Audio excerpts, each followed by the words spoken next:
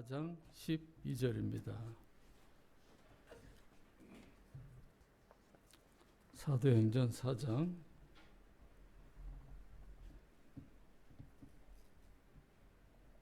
12절 같이 읽겠습니다.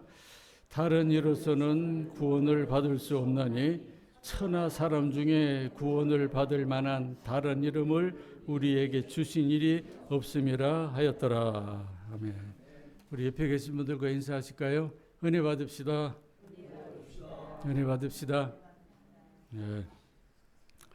오늘도 주님 앞에 나와서 예배드리는 짧은 시간이지만 꼭 은혜 받으시기 바랍니다. 이건 그냥 목사가 해보는 소리가 아니에요. 그냥 후렴으로 하는 소리가 아니고 우리가 예배 드리러 와서 하나님이 예비하신 은혜와 복이 있을 거 아닙니까? 그걸 다 받아 누려야 그래야 우리가 이 시간을 아깝지 않게, 그렇잖아요. 얼마나 힘들어서 여기까지 왔는데. 그래서 예배 드리는 시간을 통해서 하나님이 예배하신 은혜를 꼭 받으셔야 됩니다. 꼭 받으시길 주님의 이름으로 축원합니다. 그래서 오늘은 말씀으로 좀 은혜를 받아야 될 텐데, 말씀의 제목이 장롱 믿음에서 현장 믿음으로요. 혹시 장롱 믿음이라는 말 들어보셨나요? 장롱 면허라는 말은 들어보셨죠? 장롱 면허는 뭐예요? 그냥 면허 따놓고 서박아 놓고 운전을 안 하는 거. 그게 뭐 5년이고 10년이 가도 실제로 나가서 운전을 못 해요. 왜? 안 써먹었으니까. 그러는 장롱 면허라고 그럽니다. 근데 면허를 받고 그때부터 운전을 할 수 있는 거잖아요. 그래서 열심히 차를 운전하고 5년, 10년 되면 처음에는 그냥 그렇게 긴장해서 그냥 벌벌 기던 사람들도 계속 운전을 하다 보면 그래서 눈 감으면 안 되겠지만 눈 감고도 운전할 수 있을 정도로 아주 익숙해지고 운전이 부담스럽진 않아요. 그게 편의사항이 됩니다. 제가 이걸 보면서 우리 믿음이 그렇지 않을까. 믿음이 있는데 구원을 받았는데 그냥 그걸 장롱에 처박아 놓고 생전 현장에 나가서는 써먹지를 않아. 그러니까 믿은 지 5년, 10년, 20년 됐어도 현장에 나가서 그 믿음의 축복을 누리지를 못해요. 써먹지를 못하니까. 그렇게 현장에 나가서 믿음으로 안 되니까 뭘로 합니까? 열심히 수고하고 땀 흘리고 이런 방법 저런 방법 찾아보고 뭐 사람 찾아다니고 별짓을 다 하는 거지요. 왜? 장롱 믿음이니까. 오늘 장롱 믿음에서 현장에 나아가서 정말 자유롭게 편안하게 그게 내 삶의 모든 편안함이 될 수 있는 그런 이익이 아주 중요한 도구가 될 수 있는 그런 현장의 믿음으로 바뀌어지시길 주님의 이름으로 축원합니다. 자, 오늘 아침 일찍 나와서 차를 타고 여기까지 왔는데 한 15분이면 와요. 만약에 제가 사는 그 하루도시에서 여기까지 걸어와야 된다 생각하면 아마 오늘 내로 올 수 있을려나 몰라요. 차는 편리한 거예요. 잘 운전만 하면. 근데 운전을 못하면 차가 있어도 소용이 없어요. 우리가 믿음은 있는데 분명히 구원을 받았는데 그게 그냥 장롱 믿음이 되면 현장에서는 아무 쓸모가 없어요. 아무 유익이 없어요. 어쩌면 그게 우리들이 현실일 수도 있습니다. 그래서 오늘은 이 장롱 믿음에서 현장 믿음으로 좀 바꿔보자. 이 말씀을 좀 드리려고 합니다. 자, 그러려면 아까 제가 서두에 말씀드렸지만 우리가 주일날 예배 드릴 때 은혜를 받고 가야 돼요. 예수 믿는 궁극적인 목적이 뭘까요? 복 받기 위해서입니다. 맞죠? 예수 믿고 복 받으려고 예수 믿는 거예요.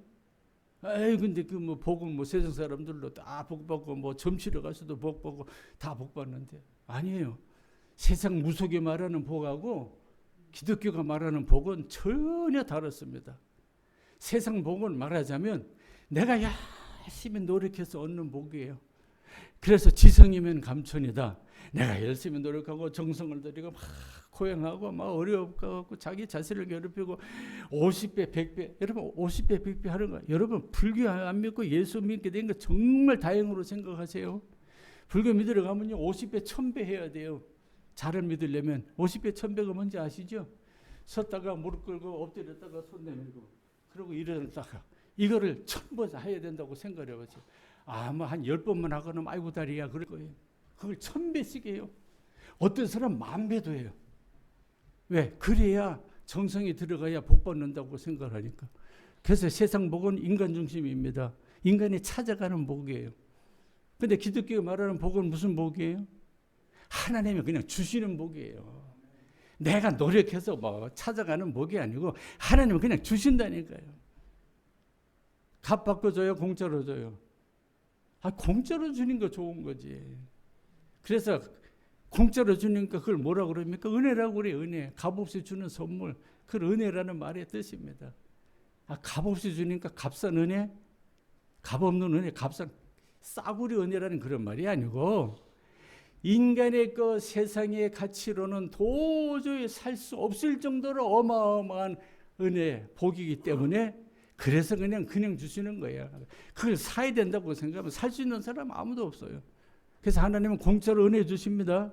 맞아요? 공짜로 주시는 은혜 받아야 되겠어요? 안 받아야 되겠어요? 도대체? 받아야지. 안 받으면 늑실이지. 누구나 구하라 다 주겠다 약속을 하셨는데. 그래서 오늘 여러분 예배 드리러 와서 쉽게 말하면 그 은혜를 받아야 된다고 말입니다. 오늘 은혜 받고 돌아가시길 축원합니다. 축원합니다. 자, 은혜 받는 게 왜 중요한가? 은혜를 받아야 오늘의 그 말씀의 은혜가 여러분의 삶의 현장에 가서 현장 믿음이 된다고 말입니다. 현장에 부딪히는 문제들 여러분 직업 문제, 건강 문제, 가족 문제, 자녀 문제 얼마나 많은 문제들이 있습니까? 이 시간 나가는 순간부터 문제에 휩싸이게 되는데 그 모든 문제로부터 해결받고 해방받는 거 그걸 구원이라고 그래요. 구원의 두 가지 의미. 하나는 영적으로 죽어서 천국 가는 거 그게 구원이고 그럼 죽어서 천국만 가면 다예요? 그럼 지금 빨리 죽는 게 낫지. 빨리 천국 가는 게 낫잖아요. 근데 왜 살아있어요? 살아있는 동안 그 천국의 기쁨을 이 땅에서 맛보라고. 그래서 구원은 우리가 세상에 나가 사는 동안에 부딪히는 어떤 문제든지 다 해결함을 받고 해방함을 받고 구원받는 거 그게 구원의 축복이에요. 그러니까 구원 받아야 되겠어요? 안 받아야 되겠어요? 안 받아도 돼요? 안 받아도 되시는 분들은 그냥 아멘 안 하셔도 돼요. 받아야 되는 분 아멘 하세요. 아멘? 예, 아멘입니다. 정말. 왜? 그냥 주시는 거니까. 그래서 은혜를 받아야 됩니다. 받으시길 축원합니다. 아멘은 잘 하시네. 아니 누가 그 복 안 받고 싶냐고. 안 되는 걸 어떻게. 그게 문제입니다. 이제 관건은 그거예요. 왜 우리 신앙인이 이 어마어마한 복을 은혜로 받아놓고도 현장에 나가서 못 누리냐. 뭐가 문제냐? 믿음이 없어서 아니에요. 믿음이 없어서가 아니라 뭐가 부족해서 그러냐? 세부 사항이 부족해서 그래요. 디테일이 부족해서. 실질적으로 현장에 가서 문제를 해결하는 그 세부 사항, 그 디테일, 그걸 알아야 그대로 해서 그걸 우리가 그 복을 누릴 텐데 그걸 몰라요. 그래서 복 받아라 그러면 아멘 그래놓고 무슨 복이요? 무슨 복을 받아야 될지를 몰라. 가서 기도하면 됩니까? 됩니다. 아멘 하세요. 아멘. 무슨 기도를 해야 될지를 몰라요. 세부 사항을 몰라. 그러니까 못 받는 거죠. 그래서 우리가 은혜 받으려면 뭘 알아야 돼요? 세부 사항을 알아야 돼요. 도대체 은혜는 뭔지, 그리고 은혜를 어떻게 누리는지 그 비결을 제가 오늘 말씀드리려고 그래요. 좋아요, 나빠요? 좋죠. 교회에서 뭔가 하나를 받아가야 되는 거예요. 자, 그래서 우리가 은혜를 받았는데 은혜에는 크게 몇 가지가 있는데 보이지 않는 절대적인 은혜가 있어요. 그건 뭐냐? 하나님이 모든 사람에게 공평하게 주신 은혜, 공기, 살아나가는 세상, 생명 이런 거는 뭐 예수 믿든 안 믿든 누구에게나 다 주신 절대적인 은혜예요. 이건 사람이 살 수 있는 게 아니에요. 그래서 절대적인 보이지 않는 하나님의 은혜 이게 있어요. 그 안에서 우리가 살아가는 겁니다. 그런데 이게 안 보이다 보니까 은혜인 줄을 몰라요. 무시하고 살아요. 의식하지 못하고 살아요. 그러니까 실질적으로 살아나가는 생활 속에서 그 작고 크고 작은 일들에 대한 문제 해결의 기쁨을 못 누리는 거예요. 그래서 하나님께서 안 되겠다. 인간이 좀 봐야 되겠구나. 그래서 보이는 절대적인 은혜를 주신 게 있어요. 그게 뭐냐? 예수 그리스도. 보이지 않는 하나님이 보이는 몸으로 이 땅에 오셔서 우리를 만나 주셨어요. 그래서 그 다음부터는 예수 믿으면 누구든지 어떤 문제든지 다 해결받을 수 있도록 보이는 절대적인 은혜를 주셨어요. 맞아요? 근데 그 예수님이 지금 어디 계세요? 부활 승천하셨어요. 그러니까 그럼 예수님 안 계시면 못하느냐? 아니죠. 주님께서 가시면서 내가 다른 보혜사를 너에게 보내주리니 그가 오시면 내가 너에게 가르친 모든 것을 생각나게 하리라. 여러분 생각이 안 나서 못해요. 그렇죠? 생각이 안 나잖아요. 여러분 제가 죽으라고 설교해도요. 예배 끝나거나 악수 한번 하거나 하면 다 잊어버려요. 제가 예배 끝나고 나서 오늘 설교 뭐 했죠? 그러면 그게 뭐더라? 분명히 기억했는데 자꾸 우리 잊어버려. 생각이 안 나서 못 누리는 거예요. 근데 누가 생각나게 하세요? 성령께서. 자, 그런 은혜고. 그 다음에 세 번째, 그래서 지금 이 시대에는 하나님 우리에게 순간순간 사람마다 다 환경이 다르잖아요. 그래서 그 사람들에게 은혜를 누리도록 주신 은혜가 있는데 그게 뭐냐면 말씀의 은혜. 따라하십시다. 말씀의 은혜. 지금 우리가 말씀의 은혜를 받아야 돼요. 말씀의 은혜는 크게 두 가지. 하나는 쓰여진 말씀, 뭐길래요? 성경. 여기에 절대적인 은혜의 모든 것을 다 적어 놓으셨습니다. 그러니까 이것 말씀은 다 돼요. 근데 이게 쓰여져 있다 보니까 읽질 않으면 몰라. 사람이 안 읽래. 그래서 계시록에 보면 이 말씀을 듣는 자와 읽는 자가 복이 있다. 그냥 듣기만 해도 복이고 읽기만 해도 복이 돼요. 그리고 이거 원리가 있다 보니까 시대와 사람과 환경에 따라서 적용이 다 달라요. 그거 어떻게 적용해요? 그래서 이 말씀을 오늘 내 삶의 현장에 구체적으로 하나님이 주시는 은혜를 경험할 수 있도록 하게 하기 위해서 어떤 말씀의 은혜가 있느냐? 선포되는 말씀의 은혜. 그게 뭐예요? 그게 설교예요. 그게 설교를 통해서 목사가 설교는 하나로 합니다. 근데 앉아서 듣는 사람은 각각 다 다르게 들어요. 어떤 사람은 이 부분, 어떤 사람은 저 부분. 같은 설교인데 선포되는 순간 하나님이 그 사람에게 맞는 말씀으로 은혜를 주신다 그 말입니다. 그러니까 설교의 은혜를 받아야 되겠어요? 안 받아야 되겠어요? 받아야 여러분의 삶의 현장에 구체적인 일들을 해결해 나갈 수 있고 은혜의 복을 받을 수 있습니다. 목사 설교 잘했다 소리 듣기 위해서 은혜 받으라는 말이 아니고 여러분이 각자 말씀의 은혜를 받아야 그래야 삶의 현장에 나가서 승리할 수 있기 때문에 그래서 말씀의 은혜를 주시는 겁니다. 그래서 우리가 은혜 받아야 되는 거예요. 받고 싶은데 어떻게 말씀의 은혜를 받아요? 말씀의 은혜 받는 세 단계가 있습니다. 여기 이제 구체적인 디테일이에요. 첫 번째 단계, 듣는 은혜. 일단 말씀을 들어야 은혜가 되죠. 저 목회하면서요, 가만히 이렇게 설교하다 보면 사람들 다 보입니다. 앞에 서면. 별의별 사람들 많아요. 고개 숙이고 있는 사람, 아픔하는 사람, 스마트폰 들고 있는 사람, 지적하는 사람, 별 사람 다 있어요. 그리고 어떤 사람이 열심히 쳐다보면서 목사를 똑바로 쳐다보고 설교 듣는 사람들도 있어요. 여러분, 설교한다고 해서 다 듣는 게 아닙니다. 설교 들을 수 있는 은혜가 임해야 들리는 거예요. 이 은혜가 임하시길 축원합니다. 그러니까 듣는 은혜가 일단 들어야지. 예수님께서 얼마나 답답하셨겠어요. 그러니까 귀 있는 자는 들을지어다. 만져보세요. 귀 있습니까? 있어요? 있으면 다 듣습니까? 아니요. 귀 있다가 다 듣는 거 아니에요. 저는 귀 있어도 잘 못 들어요. 난청이 와가지고. 복전기 꼈는데도 잘 안 들려요. 혹시 제가 여러분들 만날 때 잘 이렇게 쭈삣쭈삣하고 잘 안 만나려고 하면 이해하세요. 제가 소리가 안 들려서 선생님 무슨 말 하는지를 잘 들려야 이렇게 대화를 할 텐데 그거 안 들리니까 자꾸 이렇게 기피하게 돼요. 그래서 그런 거지 여러분 싫어서 그런 거 아닙니다. 저하고 이야기하실 때 꼭 대답 드려야 되는 거 있으면 큰 소리로 물어보시고 그냥 지나가는 말로 하는 건 작은 소리로 하셔도 돼요. 그럼 나도 알아들은 것처럼 끄떡끄떡하고 말 테니까. 사람 소리는 그러면 돼요. 근데 하나님의 말씀은 그냥 끄떡끄떡하고 끝날 일이 아니에요. 들은 척 끄떡끄떡하고 끝날 일이 아니란 말이에요. 여러분 설교 들을 때요. 누군가가 옳습니다. 네 그렇죠. 이런 사람 많아요. 그럼 그 사람 진짜 다 들을까요? 아니요. 땅 꿈꾸는 사람들도 많아요. 그래서 첫째로는 듣는 은혜 입어야 됩니다. 그래서 우리가 기도해야 돼요. 하나님 말씀 들을 수 있도록 은혜 주시옵소서. 오늘도 딴 생각하지 않고 말씀을 듣게 해주시옵소서. 나를 방해하는 그 잡생각들 다 물리치고 말씀 듣게 해주시옵소서.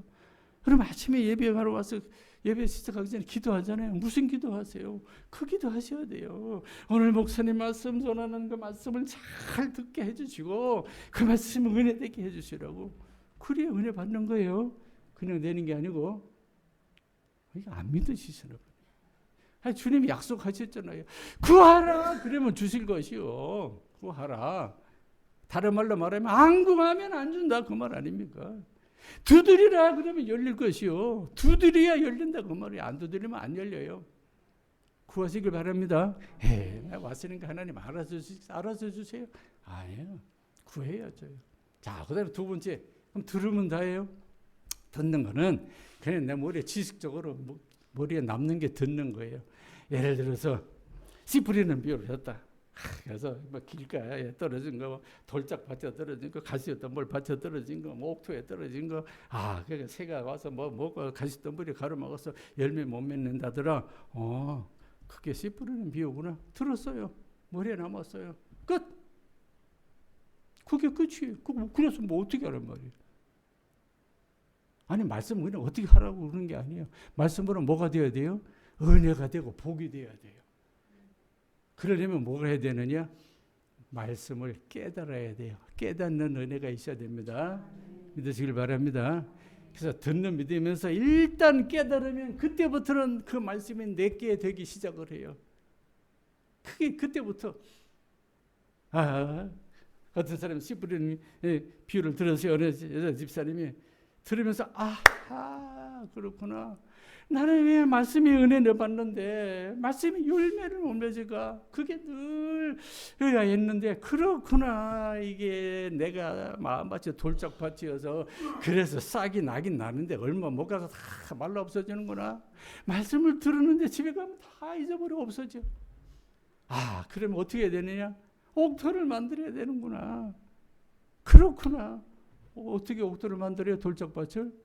쇠사랑 가지고 돌들을 다 건져내야 되면 하나하나 돌들을 다 건져내야 옥토가 되는 거예요. 그렇구나. 내 이기심, 욕심, 미움, 증오, 시기 뭐 이런 돌들이 그냥 꽉 있어가지고 말씀이 떨어져도 열매를 자라지를 못해요. 그래서 내가 욕심 이제부터 버려야 되겠구나. 하나라도 버려야 되겠구나. 결심을 하고 현장에 나가서 그 말씀, 깨달은 말씀을 가지고 해보는 거죠. 일단 깨달아야 할 생각이 듭니다. 안 깨달으면 내 것이 안 돼요. 그래서 깨닫는 말씀에 깨닫는 은혜가 함께 하시길 주님의 이름으로 축원합니다.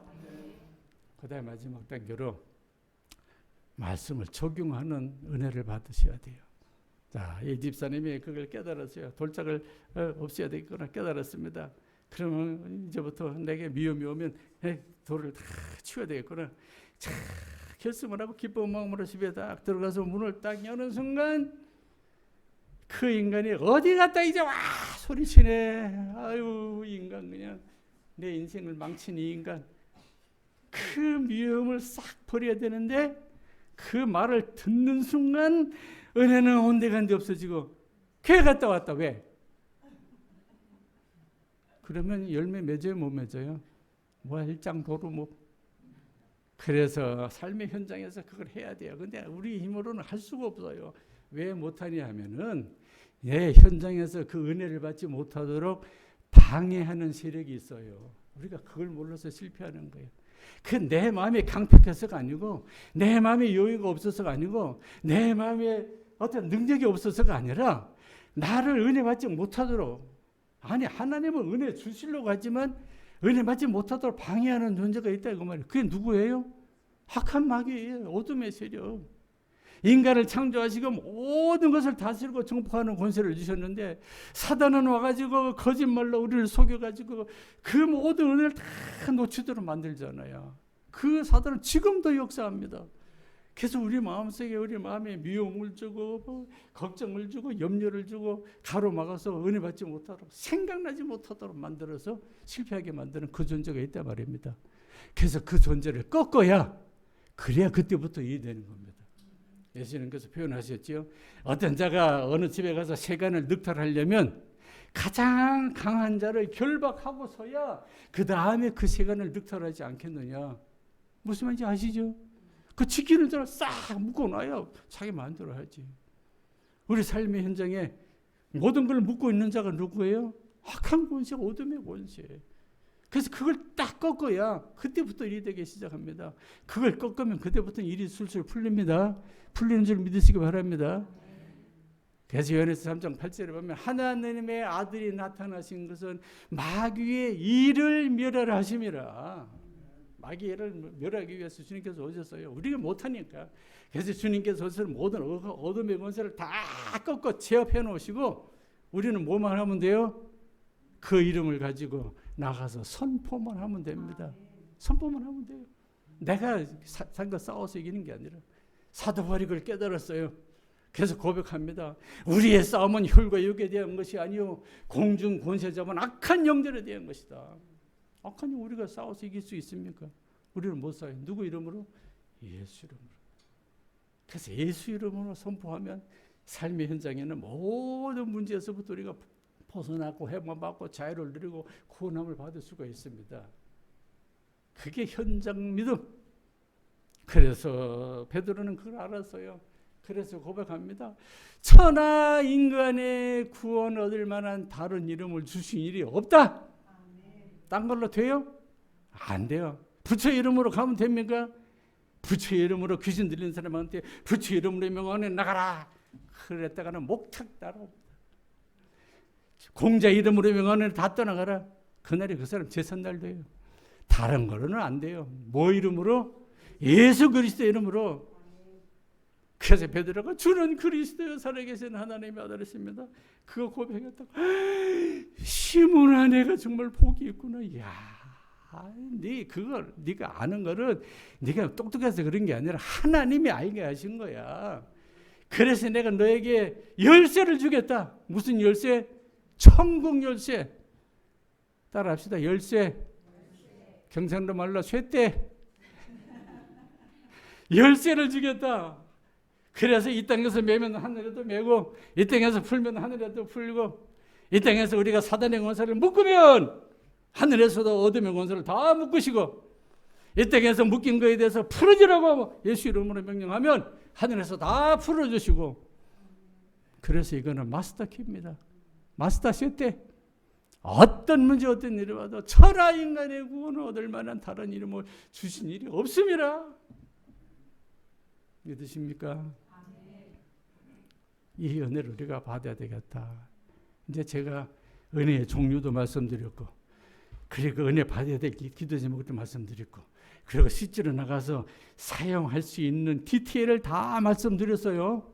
이제 여러분 한 주일 동안 나가서 살면서 그걸 현장 믿음으로 바꿔가지고 그 응답과 복을 누리는 애와 못 누리는 애는 여러분 책임, 제 책임. 누구 책임? 여러분 책임이에요. 잊어버리잖아요. 또 나가는 순간. 그래서 우리가 뭘 해야 되냐? 기도해야 되는 거야. 하나님. 오늘들은 말씀 한 주일 동안 나가서 현장에서 적용하다가 은혜 받게 하시고 누리게 하시고 이 방연 얻은 것에 예수 그름으로 다 꺾어주시옵소서. 그러면 여러분이 그 기도를 마무리하고 가셔야 돼요. 그래야 성령께서 생각나게 하시리라. 생각나는 순간 그렇지 예수 이름으로 예수 이름의 명언에 다 물러갈지어다. 다 떠나갈지어다. 다 사라질지어다. 그럼 해결이 되는 거예요. 아 근데 안 되는데 어떻게 해요? 그건 2부 예배 때 말씀드릴게요. 오늘 천하 인간의 구원 얻을 만한 다른 이름을 주신 일이 없다.